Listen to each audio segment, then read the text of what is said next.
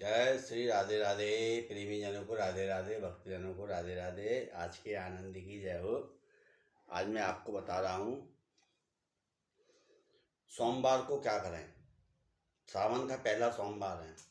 सावन के पहले सोमवार को ऐसा काम करो जिससे कि आनंद ही आनंद हो जाए, हर काम में, हर क्षेत्र में, और हर समस्या आपकी हल हो जाए, किसी भी प्रकार की हो। अब मैं बताता हूँ धनु राशि और मीन राशि। धनु राशि और मीन राशि का गुरु कौन है? वो स्वामी कौन है? गुरु। उनका स्वामी है गुरु। और इसके लिए पहना जाता है पुखराज, सुनहला या पीला हकी। बिल्कुल पीला होना चाहिए। चांदी की अंगूठी में पहने, वो पीतल की अंगूठी में बंधा के पहली उंगली में पहने। पीले रंग का रुमाल रखें अपने पास। चंदन की बिंदी लगाएं। ये तो पहला काम करें। दूसरा, अब शिव जी के मंदिर में पहला सोमवार है, शिव जी के मंदिर में पूजा करें तो पंचामृत से पूजा करें। पहली पूजा पंचामृत से, क्योंकि पंचामृत में क्या क्या गिरता है? पंचामृत में गाय का दूध, घी, दही, बूरा, शहद, गंगा जल और भांग। थोड़ी सी भांग लाके उसके अंदर भांग मिलाई जाती है। इसका मैं बताऊंगा क्या क्या फायदा होगा। भांग मिलाकर शिव जी पर चढ़ाएं, और चढ़ाने के बाद फिर जल चढ़ाएं, और फिर उसके बाद चावल चढ़ाएं भगवान शिव जी पे। और चावल चढ़ाकर भगवान शिव की आरती करें, क्योंकि भगवान शिव और भगवान विष्णु और ब्रह्मा ये तीनों एक ही हैं। क्या समझे? ये तीनों एक ही हैं। अगर तुमने शिव जी की पूजा कर रहे हो तो समझ लो भगवान विष्णु की पूजा कर रहे हो, ब्रह्मा जी की भी पूजा कर रहे हो, क्योंकि जो आपके अंदर बुद्धि है वो ब्रह्मा जी की तरफ से है। भोजन पानी है वो विष्णु भगवान की तरफ से, राम की तरफ से, कृष्ण की तरफ से। और बाकी जो भोलेनाथ हैं, ये तो भोलेनाथ हैं, ये संहार करते हैं, दुष्टों का संहार करते हैं, बुरी आदतों का संहार करते हैं।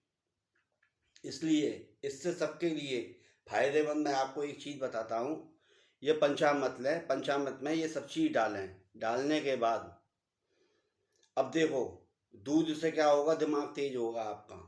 दूध से दिमाग तेज होगा, दही से शुक्र बढ़िया होगा, बूरा से चंद्र बढ़िया होगा, और शहद डालने से आपकी परेशानी दूर होगी, गंगा जल डालने से मोक्ष मिलेगा, और भांग डालने से समस्याएं होंगी जो छोटी मोटी आपकी लगी होंगी वो दूर हो जाएंगी। क्या समझे? और जल जो मिलाओगे, जल, शुद्ध जल, जल चढ़ाने से बुखार नहीं आता है। अगर आप शिव जी के ऊपर नियमित रूप से जल चढ़ा रहे हैं तो आपको बुखार ताप कभी नहीं आएगा। बशर्ते जो भी पूजा करो मन से करो, ये आपके हाथ में है। क्या समझे? हलवाई की दुकान से आप सामान ले आए खरीद के, हलवाई ने बता दिया ये है, ये है। अब आपको कैसे खाना है, क्या करना है, किसको खिलाना है, अब ये मर्जी आपकी है। यही ऐसे ही उपाय हैं। अगर आप श्रद्धा भाव से, मन से करोगे तो आपको फायदा होगा। क्योंकि अब मैं जवाब दे रहा हूँ। एक अपने प्रेमी भक्त ने पूछा था, पुत्री की जगह पुत्री हो गई तो मैं यूँ कहता हूँ, पुत्र और पुत्री में कोई फर्क नहीं होता। क्या समझे? पुत्र कौन सा तुम्हारे लिए 9 मन सोना ले आएगा, या पुत्र है ना पुत्री है ना तुम्हारे लिए कौन सा घाटा कर देगी। क्योंकि ये सब नसीब में होता है। जो आपके नसीब में होगा वो आपको मिलेगा, चाहे आप कितना भी यत्न करिए। कोई दुनिया में ऐसा नहीं है नहीं बदल सकता। हाँ, बस इतना हो सकता है, आपका जो रुक गया है कार्य, वो आपका कार्य आगे बढ़ जाएगा, मगर जो लिखे हुए को विधाता भी नहीं बदल सकता। अगर आपके नसीब में लड़का है तो आपको लड़का मिलेगा, और लड़का नहीं है नसीब में तो नहीं मिलेगा। बहुत सौ की संतानें नहीं होती हैं। अब वो जमाने भर का इलाज करा लेते, क्यों नहीं होती हैं संतानें? इसका अर्थ समझा आपने?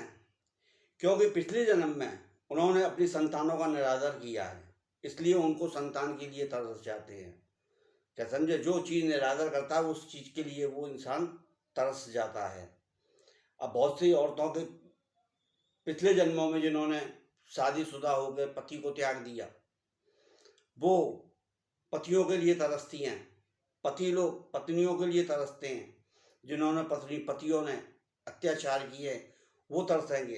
क्योंकि कभी भी कोई ऐसा गलत कार्य मत करो जो आपको बाद में उठाना पड़े उसका वजन। अब मैं बताता हूँ, जब ये पूजा करें तो पूजा करते में जब भगवान शिव के ऊपर ये पंचामृत चढ़ाएं, हाथ से धीरे धीरे धीरे धीरे मल के, यहीं से घर से ही घोल के ले जाओ, चाहे आप सभी चीज़ें, क्या समझे, और मल के भगवान को तबीयत से स्नान करा के इत्र मलो, इत्र मल के अपने चंदन लगाओ, चंदन लगा के उनको आरती उतारो, पूजा सेवा करो अपने, क्या समझे। अब इसमें से ये मंत्र है एक, ओम हिली हिली, ओम हिली हिली सुलपायणे नमः, ओम हिली हिली सुल सुलपायणे नमः, ओम होम जूम सा। ये शिव जी का मंत्र है। इस मंत्र को आप करेंगे तो आपको बहुत फायदा होगा, धन की कमी होगी वो दूर हो जाएगी। जो भी आपके लिए जिस उद्देश्य से आप इसको करोगे वो उद्देश्य आपको फायदा देगा। किसी भी उद्देश्य से भगवान शिव की किसी की भी आराधना आप करो, अपना एक उद्देश्य रख लो और मर्जी प्रभु के ऊपर छोड़ दो। अरे साहब, उन्होंने कही थी 11 दिन पूजा करो, 11 दिन पूजा में लेके मेरा काम नहीं बना, मैंने पूजा छोड़ दी। मतलब ये है, वो 11 दिन में क्या, तुम्हें वो पूजा करते रहो जब तक आपका लक्ष्य नहीं मिल जाए, जब तक आपका कार्य नहीं हो जाए। उनसे विनती करते रहो, किसी की भी पूजा करो आप। ये नहीं 4 दिन पूजा करी और छोड़ दी। अपने एक आधार पे एक की पूजा आप करते, एक ये साधे सब सधे और सब साधे सब जाए। क्योंकि सबको साधोगे तो तुम्हारे हाथ कुछ नहीं लगेगा, झुंझुना कुछ नहीं लगा। एक को साध लो, किसी भी रूप में साध लो, शिव रूप में ले लो, राधा रूप में ले लो, कृष्ण रूप में ले लो, राम रूप में ले लो, हनुमान जी के रूप में ले लो। क्योंकि हनुमान जी के रूप में, हनुमान जी में स्वयं सारे देवता निवास करते हैं, क्योंकि स्वयं वो ब्रह्मज्ञानी हैं, ब्रह्मा जी का वरदान है, रुद्रा अवतार है हनुमान जी, क्या समझे। और हृदय में जगदम्बा बैठी हैं, सीता माता, और प्रभु श्री राम बैठे हुए हैं। अब और कौन से देवता चाहिए, खुद रुद्र अवतार है, शिव जी हैं खुद ही है। हनुमान जी को साध लो, हनुमान जी को एक ही साधे सब सधे, सब साधे सब जाए। तो इसका एक को साधे रहो, अपने मन से पूजा करते रहो।